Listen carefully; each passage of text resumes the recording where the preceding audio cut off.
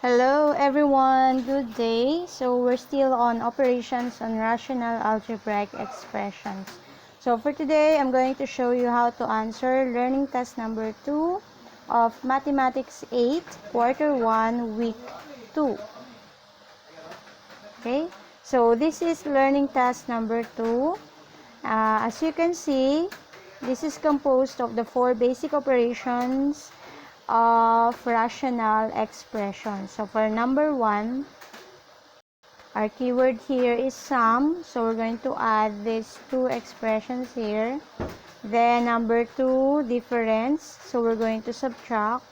Number 3 is multiply. So that is multiplication. And for number 4, division.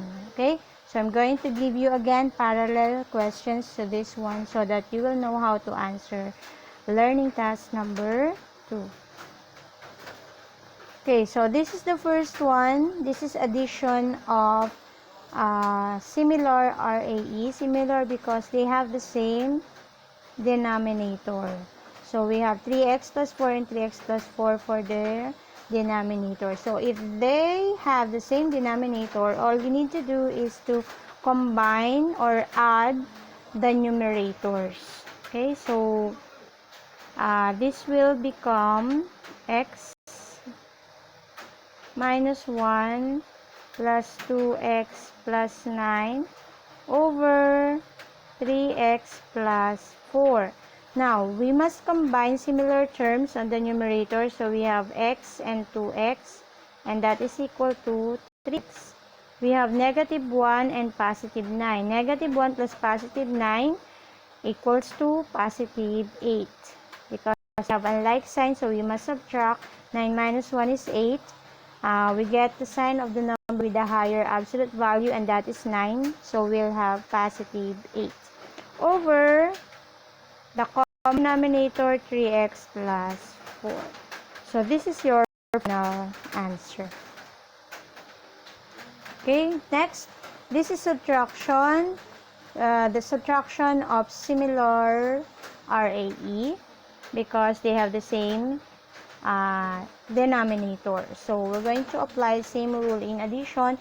If they are similar, if they have the same denominator, you just have to add or subtract the numerator. So in this case, we're going to subtract, but take note that we're going to apply the rule in subtraction of integers.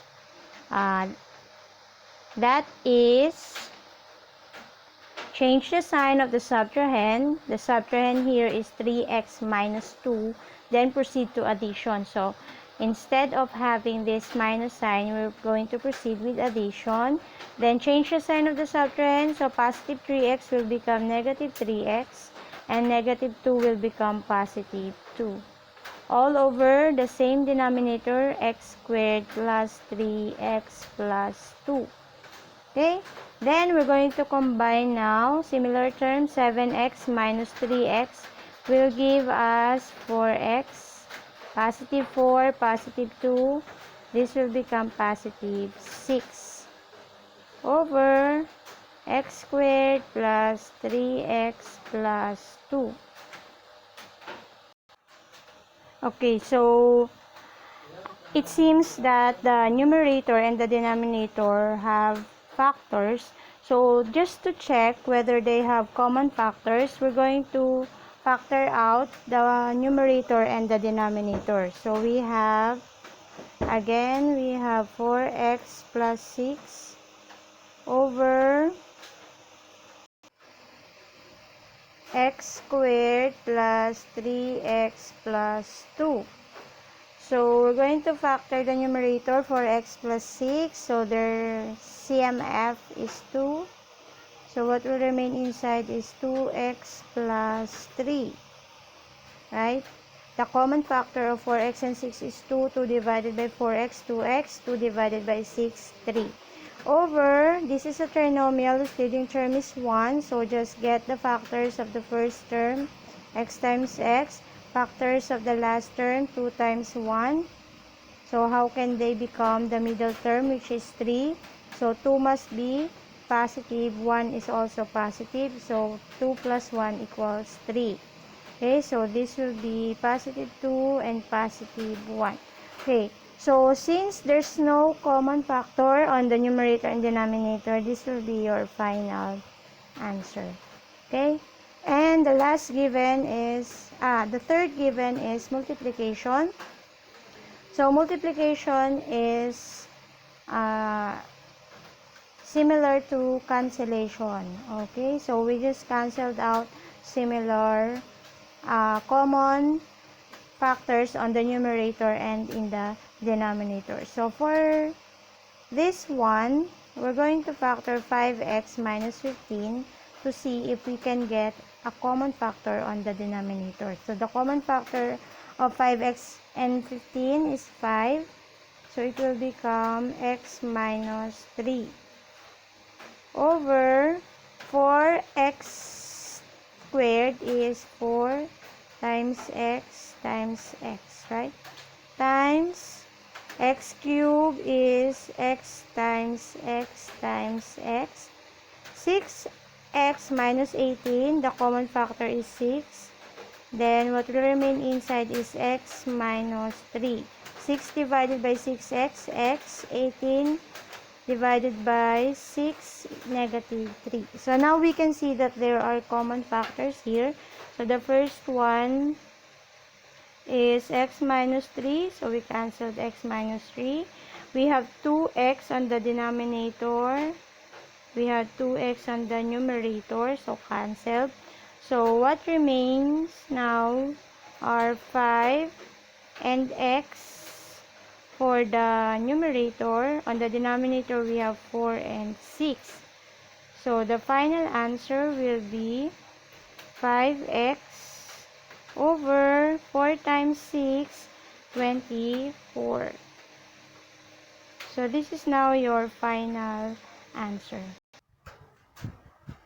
Okay, so for our last given, we have this one, x squared minus x minus 12 over x minus 4 divided by 2x plus 6 over x minus 5.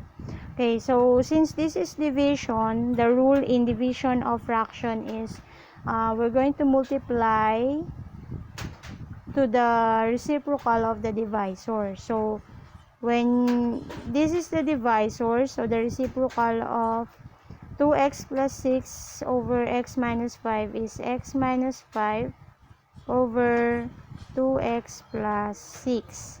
Okay, so instead of dividing, we're going to multiply this because that is a rule in division of fraction. Okay, so this will now become x squared minus x minus 12 over x minus 4 times x minus 5 over 2x plus 6.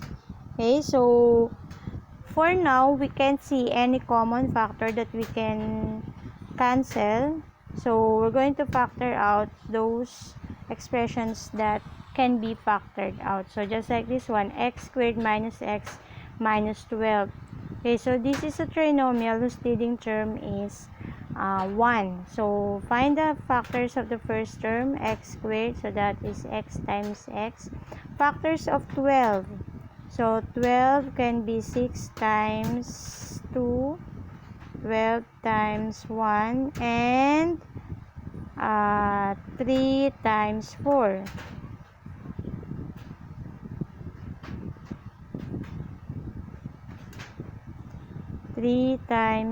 So we're going to choose which among these pairs can be equal to the middle term. The middle term is negative 1. So we're going to choose 3 and 4 because when you subtract this will be equal to negative 1. And in order to get negative 1, 4 will become negative, 3 will become positive. So we'll have positive 3 and negative 4.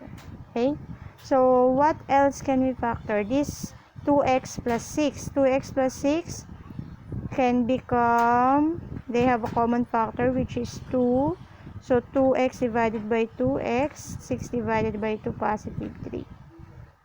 Okay, now we can point out the common factors. So we have x plus 3 on the numerator, x plus 3 on the denominator. Okay, so what else? x minus 4 on the numerator, x minus 4 in the denominator. Okay, so what remains now on the numerator is x minus 5. On the denominator, we have 2. So the final answer here is x minus 5 over 2. Okay, so that's it. So I hope you learned something new today. Don't forget to subscribe. Good luck and God bless everyone.